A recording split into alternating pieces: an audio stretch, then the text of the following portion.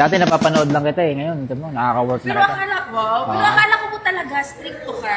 Kasi tulad na nasabi ko sa'yo, yung aura niya kasi, di ba, sa social media, yung pinuportray mo talaga, isuplado ka. Yung alam yung businessman na, isang ano lang, pag titingin ka, isang ganyan lang. At NBI pa. Pero meron pala siyang jolly side, di ba? Oo. Which is nakita namin. ka pa rin hanggang. The PNPA po ako, adopted member ng Lakan 92. Ito ang napapansin ko, pag kinukunan ka, yung behind the scenes, ang bilis, ang dami niyang tapos ang gaganda. Kaya naman pala, uy, maganda ako sa Facebook ko, at ang galing yung tiyawan, uy, maganda. Wala naman eh, wala naman eh. Ay! Siyempre naka-most view ka. Pero yun nga, nakakatuwa dun sa kanila. Kasi meron talaga siyang sobrang supportive na team. Marketing team. Pinapagawa ko lang yung studio doon sa Empires. Pagka nagawa na, Yung opisina na yun. yung nasa likod po, meron akong firing range doon na indoor. Ginawa ko siyang studio. Pag okay na yung studio, invite ko kayo mag-antay podcast, interview, Q&A, ganyan. Guys, si Miss Yana Ong nga pala, no?